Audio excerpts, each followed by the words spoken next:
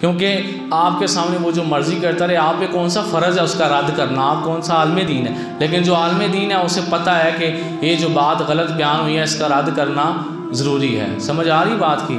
اب میرا کسی بھی بندے کی کوئی جو ہے وہ مخالفت کرنے کا قطعاً کوئی ارادہ نہیں ہے، لیکن چونکہ مجھ پہ شریعت کی طرف سے فرض ہے تو میں وہ فرض پورا کرنے لگا ہوں کہ یہاں صبح جو 2 تقریریں ہوئی ہیں ان میں جو پہلی تقریر تھی وہ بندے نے کہا اللہ مانگتا نہیں ہے لیکن اللہ نے اہل بیت کی محبت مانگی ہے۔ آپ سب گواہ ہیں اس جملے کے، سنا ہے کہ نہیں سنا؟ سنا ہے نا جی؟ اب قرآن پاک کی آیت پڑھ کے اس بندے نے بالکل غلط ترجمہ اس کا اور غلط مفہوم بیان کیا ہے۔ آیت کیا ہے؟ قل لا اسألکم علیہ اجرا الا المودۃ فی القربى۔ اللہ فرماتا ہے آپ فرما دیجئے، بولیں سارے آپ فرما دیجئے۔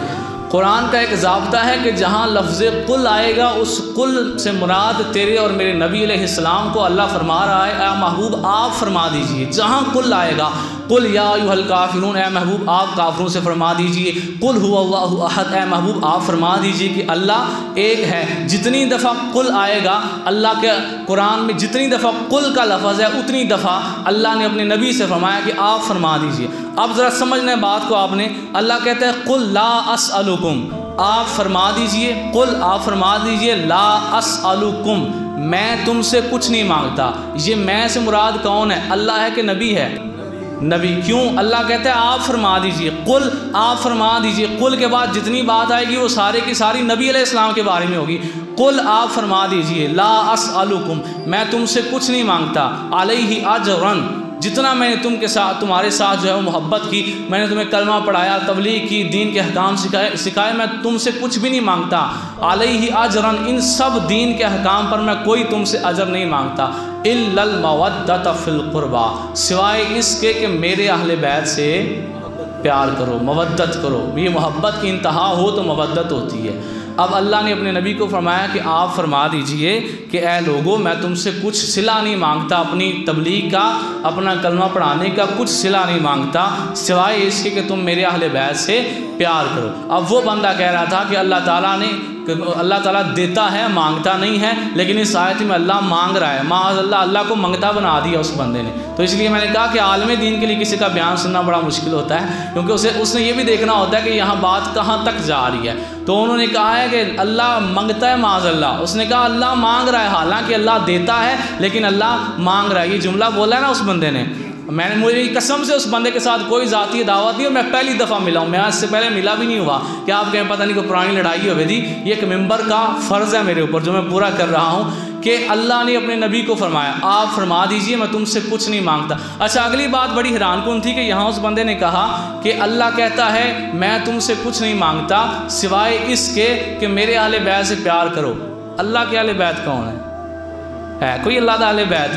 اور بولو تو صحیح، لم یلد ولم یولد، نہ وہ کسی سے جنا گیا، نہ اس کو کسی نے جنا، نہ اس کا کوئی باپ ہے، نہ اس کی ماں ہے، نہ چچا ہے، نہ پھپھی ہے، نہ تایا ہے، نہ ماما ہے، اس کا کوئی رشتہ دار نہیں ہے، اس کے صرف ہیں تو حبیب ہیں، یار ہیں، محبوب ہیں، اس کے دوست ہیں، اس کا رشتہ دار کوئی نہیں ہے۔ تو اس بندے نے کہا کہ اللہ کہتا ہے میرے اہل بیت سے پیار کرو، الا المودۃ فی القربى، میرے اقربا سے پیار کرو۔ اللہ کے اقربا کون ہے؟ اللہ کا کوئی اہل بیت اور نہیں ہے؟ بولو سارے اللہ کا اہل بیت۔ عیسائی کیوں کافر ہیں؟ قرآن کہتا ہے وَلَا تَقُولُوا ثَلَاثَ، اللہ کہتا ہے کہ انہیں کہو ثلاثہ نہ کہو، تین نہ کہو۔ کیا؟ وہ کہتے ہیں اللہ، عیسیٰ اور حضرت مریم، ان تینوں کو ملا کے خدا بنتا ہے۔ تو یہ کفر ہے کہ نہیں؟ کفر ہے نا، اسی لیے عیسائی کافر ہوئے۔ تو جس عقیدے کی وجہ سے عیسائی کافر ہو گئے، ہمارے خطیب صاحب وہی بلکہ خطیب نہیں، وہ نعت خواں تھا، نعت خواں کو توقع نہیں بنتا قرآن کی آیتوں کی تفسیر کرتا پھر، یہ عالم کا کام ہوتا ہے، اس کا کام تھا نعت پڑھتا اور سائڈ بھی ہو جاتا۔ تو اس نے یہ جو آیت پڑھ کے اقربا کا لفظ اللہ کے بارے میں بولا ہے، میں کوئی کفر کا فتویٰ نہیں لگا رہا، لیکن یہ بالکل گمراہی ہے۔ جب وہ نیچے بیٹھا تو میں نے اس سے کہا جناب یہ جو آپ نے بولا ہے نا کہ اللہ کہتا ہے میں کوئی اجر نہیں مانگتا، یہ اللہ نہیں کہہ رہا، یہ حضور کے بارے میں ہے۔ اس نے کہا جی اسألکم کا مطلب کیا ہے؟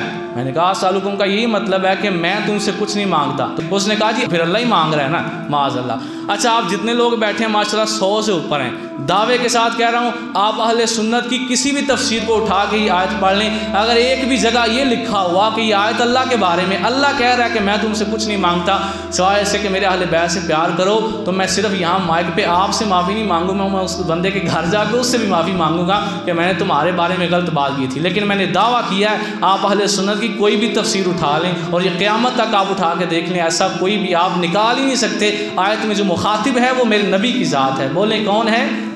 نبی علیہ السلام کی ذات، کہ ان کی اہل بیت سے پیار، اور حضور نے کہنا ہے میں کچھ نہیں مانگتا، اللہ نے یہ نہیں کہنا، اللہ اپنے محبوب کو یہ فرما رہا ہے۔ ایک یہ بات تھی، دوسری بات یہ ہے کہ ارکان اسلام انہوں نے کہا جی ارکان اسلام کتنے ہیں؟ 5۔ ارکان اسلام کتنے ہیں؟ 5۔ کچھ 6 دفعہ آپ کے منہ سے انہوں نے کہلوایا ہے ارکان اسلام کتنے ہیں؟ اور بھی بولو نا، اسے ہم تو بول سکو 5 ارکان اسلام 5 ہیں۔ آپ یقین مانیں یہاں اسکول کے بچے بیٹھے ہوئے کسی 6ویں 7ویں کے بچے کو کھڑا کر کے پوچھ لیں ارکان اسلام کون سے ہیں، وہ کہے گا توحید و رسالت، نماز، روزہ، حج اور زکوٰۃ ہے۔ دیکھیں سارے ہم بول رہے ہیں نا، یہ ہیں ارکان اسلام۔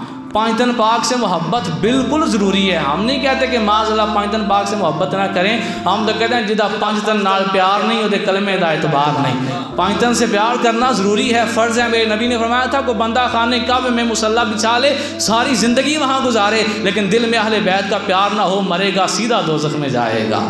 تو پانچ دن سے پیار ضروری ہے، لیکن 6 دفعہ انہوں نے کہا ارکان اسلام کتنے، ارکان اسلام کتنے، ارکان اسلام، اور آخر میں کہہ دیا جی وہ 5 دن پاک ہیں۔ نبی پاک علیہ السلام، حضرت علی، حضرت فاطمہ، حضرت امام حسن، حضرت امام حسین رضوان اللہ علیہم اجمعین، اللہ ان سب پہ کروڑہ رحمتوں کا نزول فرمائے، وہ ان کی محبت فرض ہے لیکن وہ ارکان اسلام نہیں ہے۔ میں آج نا آپ کو ایک بات بتاتا ہوں، یہ بات ذرا لمبی ہو گئی ہے لیکن میرے پہ فرض تھا، میں آج آپ کو ایک بات بتانے لگا ہوں، یہ ایک کوڈ بتانے لگا ہوں۔ آج کے بعد کوئی ایسا کان ٹوٹا آ کے غلط بات بیان کرے، آپ نے اسے بعد میں جانے نہیں دینا۔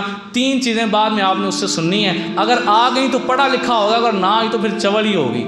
پہلی چیز آپ نے کہنا ہے ارکان ایمان کیا ہیں۔ سب سے پہلے عقیدہ توحید، پھر عقیدہ رسالت، پھر عقیدہ آخرت، پھر فرشتوں پہ ایمان، اور پھر آسمانی کتابوں پہ ایمان، یہ ہیں ارکان ایمان۔ اور ارکان اسلام کیا ہیں؟ توحید و رسالت، نماز، روزہ، حج اور زکوٰۃ، یہ ہیں ارکان اسلام۔ 2 چیزیں، ارکان ایمان سنیں، ارکان اسلام سنیں، یہ پورے ٹھیک سنا دے۔ اس کے بعد زکوٰۃ کے مصارف سنیں، زکوٰۃ کے 8 مصارف ہیں کہ کن کن کو زکوٰۃ لگتی ہے، یہ سننے کے بعد اس آخر میں آپ اس سے کہیں کہ نماز کے فرائض سنا دیں۔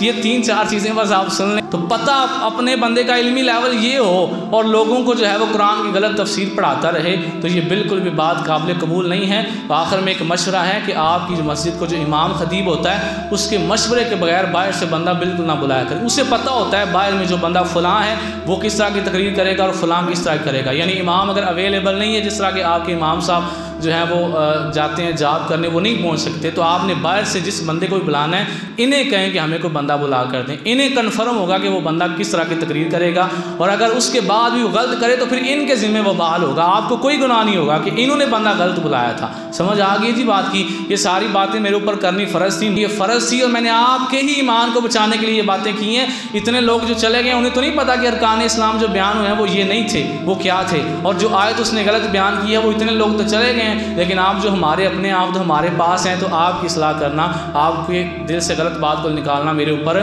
فرض تھا۔